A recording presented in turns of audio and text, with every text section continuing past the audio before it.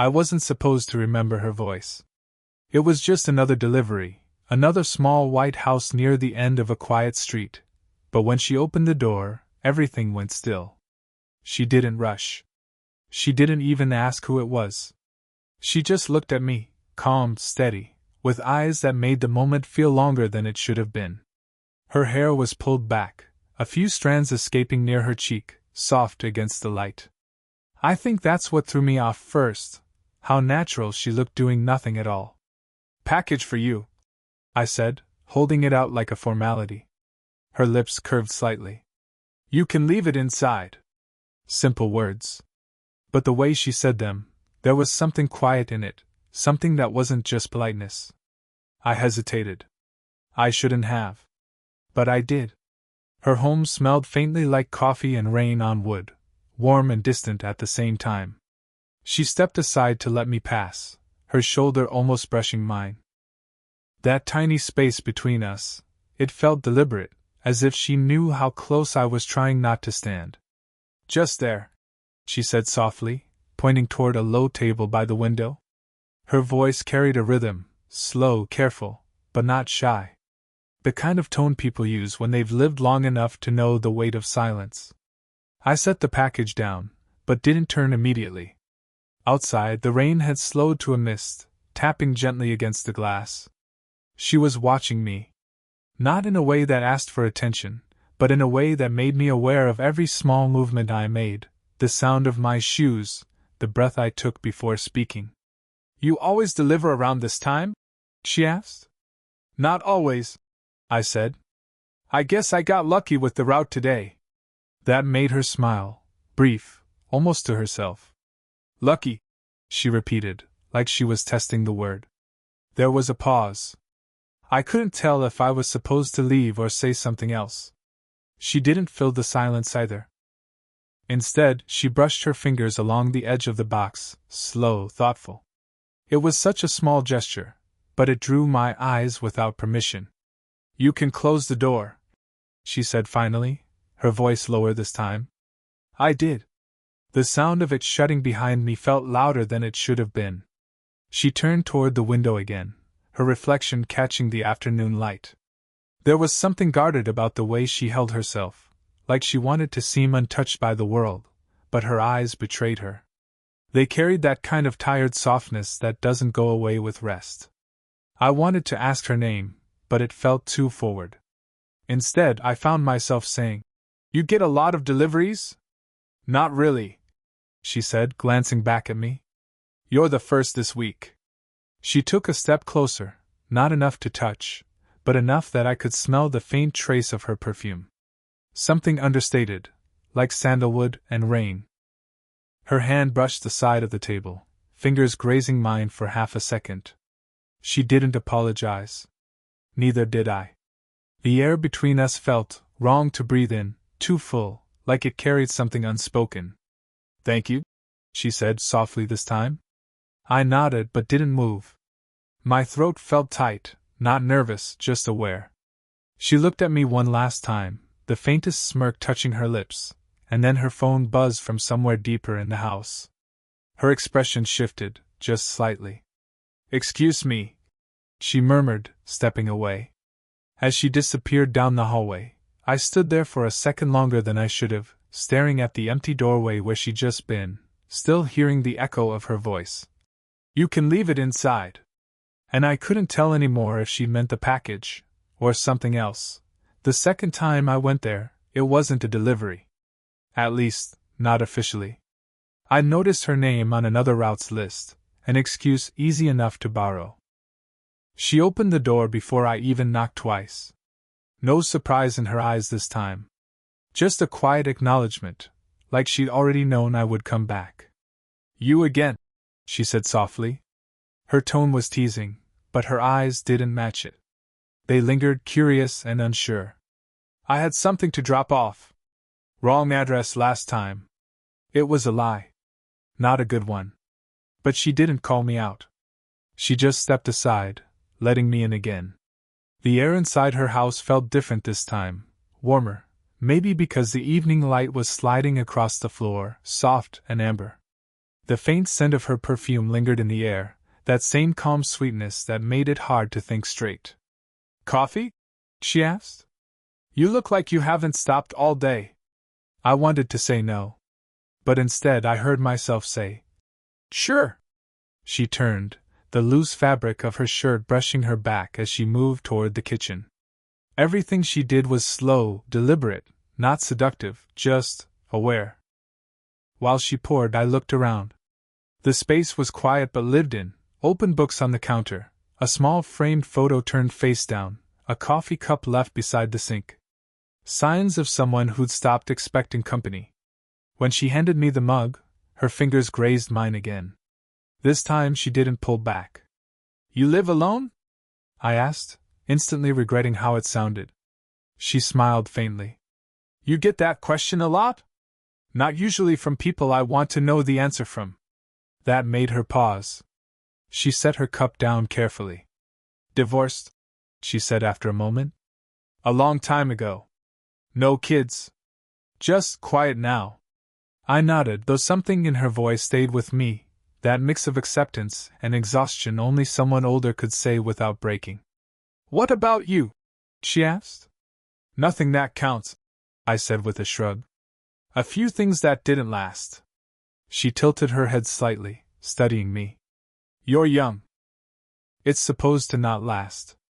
Her words were meant to sound detached, but there was a faint tremor in them. Something unguarded. We both went quiet. The kind of silence that felt heavier than words. Her hand brushed mine again when she reached for her cup, slower this time. It wasn't an accident. Her thumb barely grazed the side of my hand, and then she froze, realizing it. I didn't move. Neither did she. "Sorry," she murmured. But she didn't pull her hand away right away either. "I should probably." I started, but she looked up at me then, her eyes catching the low evening light.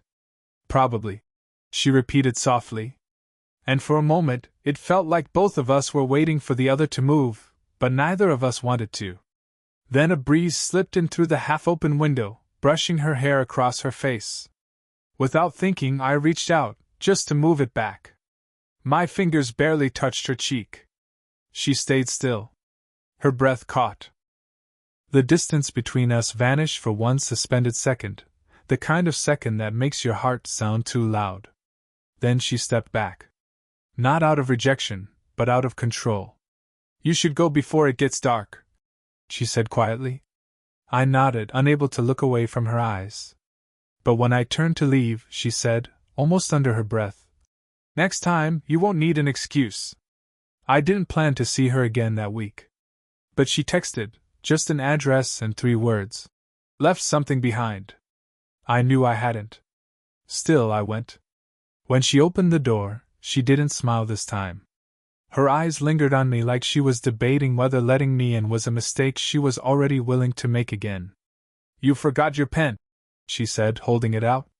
It was an ordinary black pen, one that definitely wasn't mine. I took it anyway. "Thanks. You could have said no," she said quietly. "Would you have believed me if I did?" Her lips curved slightly, just enough to admit that she wouldn't have. The air between us felt charged, heavier than before. She moved past me toward the living room, and I followed without asking.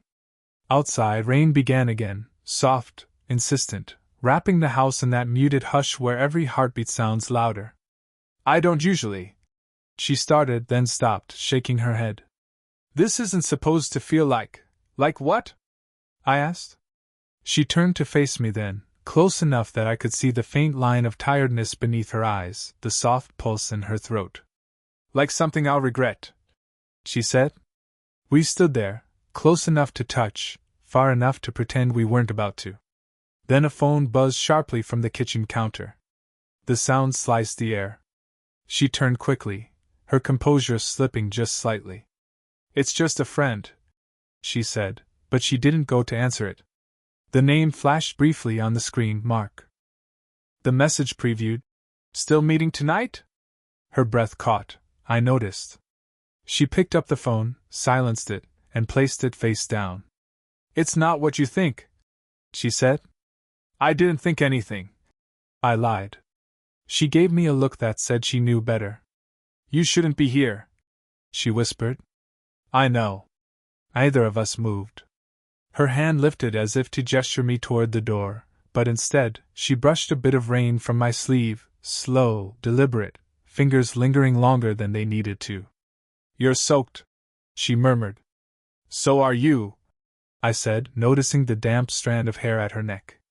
She laughed quietly, shaking her head. You shouldn't say things like that. Then stop looking at me like this.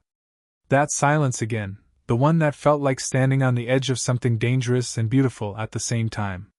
She stepped closer, eyes flicking to my mouth and away again.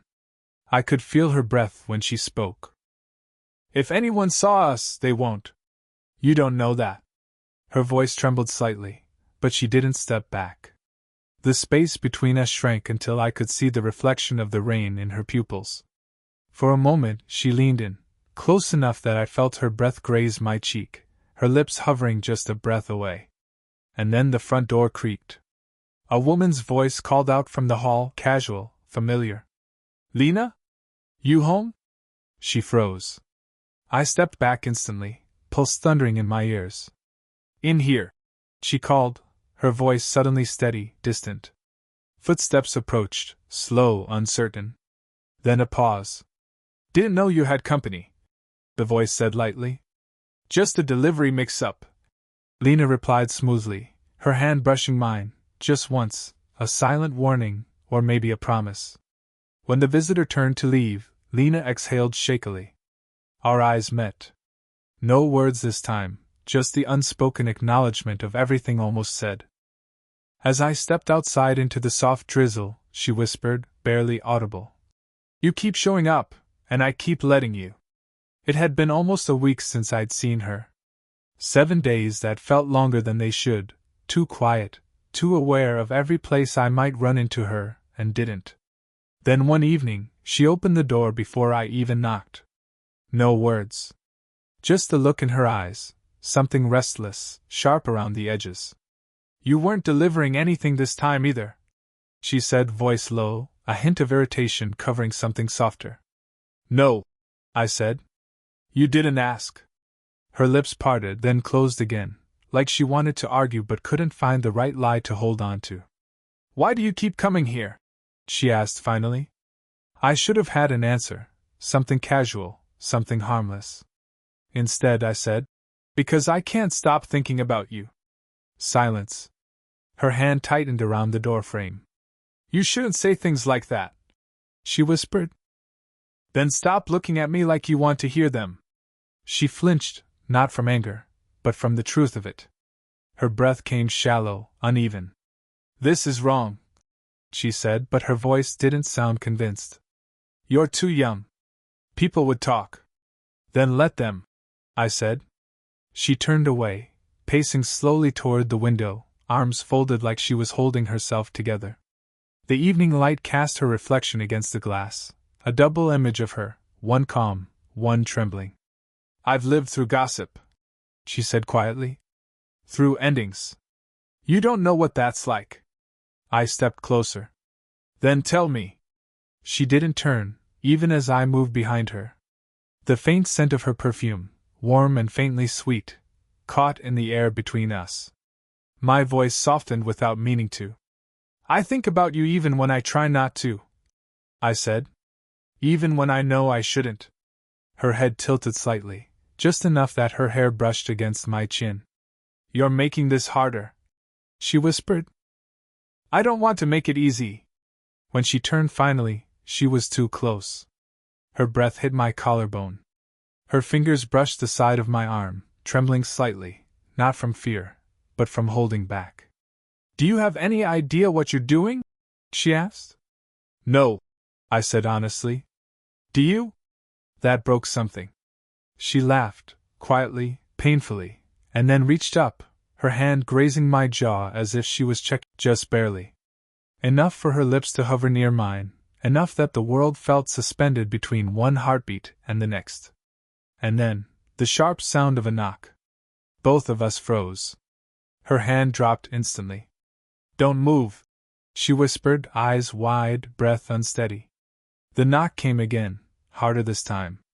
A man's voice followed, muffled through the door. Lena? It's Mark. You home? She stepped back, eyes locking onto mine, a storm of panic and longing. Please, she whispered. Don't say a word. I didn't. Not even when she reached out, fingertips brushing mine one last time before she turned toward the door. I didn't see her for days after that night. No texts. No explanations. Just silence, the kind that settles into you like fog. Every time I passed that street, I slowed down. Her windows stayed dark. Curtains drawn. Then, one evening, I found an envelope tucked beneath my wiper. No note, no name, just a familiar, slanted handwriting. Come by. Just once more. When I arrived, the door was already open. She was standing by the window, arms folded, wearing the same calm expression that used to steady me, except this time it looked like it was holding back a storm. You shouldn't have come, she said quietly. You asked me to. That was before I realized what he saw. My stomach tightened. Who? Mark.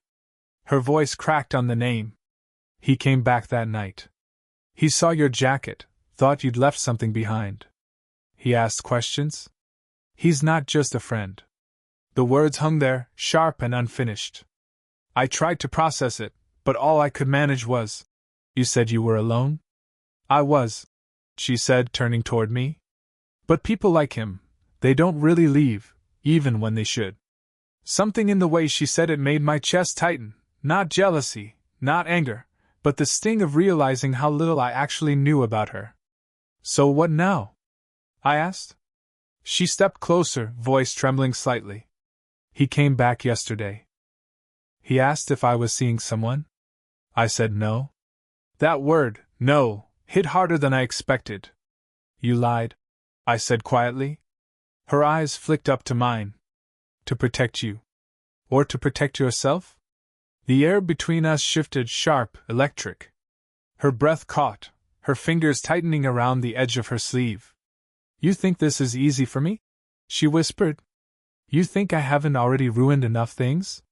She turned away again, but I couldn't let it end there. I stepped forward close enough to see the way her shoulders trembled as she tried to breathe steadily. I didn't ask you to protect me, I said. I just wanted the truth.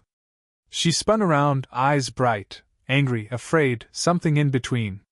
The truth is that I can't stop thinking about you, she said, almost shouting now. Even when I'm with him. Even when I tell myself it means nothing. The room went quiet. Only the sound of rain against the glass. Her chest rose and fell too fast. Mine wasn't any steadier. That's not fair, I said softly. No, she whispered. It's not. We stood in the center of the room, two people who didn't know whether to move closer or run. Her hand lifted halfway, as if to reach for me, but stopped midair. I can't undo it now, she said. Then don't, I replied. Her eyes searched mine, desperate, breaking, hopeful all at once. Then she stepped forward, so close that I could feel the warmth of her breath, smell the faint trace of rain on her skin. If I let this happen, she whispered, everything changes. Maybe it already has. For a second, her hand brushed against mine, hesitant, trembling. And then she didn't pull away. The silence that followed wasn't peace. It was surrender waiting to happen. The rain hadn't stopped. It was the kind that blurred everything, streets, voices, thoughts. When she opened the door this time, neither of us spoke. There was nothing left to explain. She stood there in a loose sweater, hair undone, eyes tired but open, unguarded for the first time. I stepped in without asking. She didn't stop me. For a moment, the only sound was the steady patter of rain against the windows. Then she said quietly, I don't know how to do this without breaking something. Maybe it's already broken, I said. She looked up at me, searching for anger or blame, but there was none. Just the quiet acceptance that comes when you've run out of reasons to pretend. I tried to keep it simple, she said, voice trembling. You were supposed to be a stranger. I tried not to come back, I admitted. We both laughed, a fragile, almost breathless sound that ended too soon. She took a small step forward. Her hand brushed the sleeve of my jacket, fingers tracing the edge before falling away. I don't want to hurt you, she whispered. Then don't. Her eyes met mine again, full of hesitation and something deeper, the kind of longing that years of solitude can't hide anymore. I'm not who you think I am, she said. I've made mistakes. I don't care, I interrupted, softer than I meant to. I just want this moment to be real. That stopped her. For the first time, she didn't look away. The space between us narrowed until the air felt heavy, warm, charged with everything we hadn't said. My breath caught as she reached up, slowly, carefully, to brush a strand of hair from my forehead. Her fingers lingered, trembling slightly. I've spent years being careful, she whispered, her voice barely audible. And you make me forget how. Her confession broke something open in both of us. I took her hand, not to pull her closer, just to hold it, steady, human. I'm not asking for forever, I said. Just this. For a heartbeat, she stood frozen, torn between what she wanted and what she thought she should want. Then she exhaled, a quiet surrender. Her forehead leaned against mine, her breath unsteady, her hands resting lightly on my chest. This shouldn't feel right, she murmured. It doesn't have to, I said. We didn't move for a long time, caught between restraint and something that felt like truth. Every breath, every heartbeat, every inch of space left between us felt alive with everything we couldn't undo. Finally, she whispered, If I let this happen, there's no going back. I nodded. Then let it happen. The world outside seemed to fade, just rain and the sound of her heartbeat against mine. She closed her eyes. I did too. And in that stillness, that trembling, imperfect closeness, it was clear we weren't saving each other. We were just finally seen. Morning came quietly, the kind that doesn't rush in, just softens everything. Light slipped through the half-drawn curtains, falling across the floor where our shoes still sat side by side. She was sitting by the window, a cup of coffee warming her hands, the same calm expression on her face, except now, it wasn't a mask. It was peace.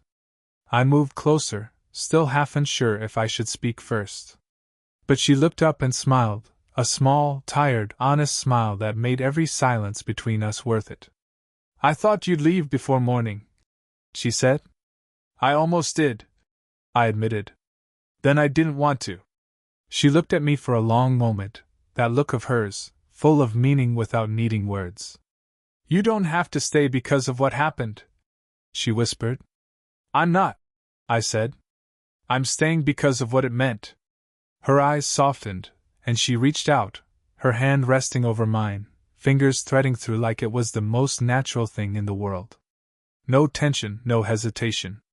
Just warmth.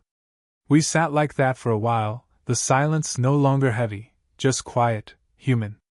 I used to think I was past this, she said after a moment. That kind of feeling. Wanting someone, being wanted back. It felt too late. It's not, I said. It's just different now. She laughed softly. Different, she repeated. That's one way to put it. There was still guilt in her eyes, not the sharp kind, but the gentle sort that comes with remembering you're allowed to feel something again.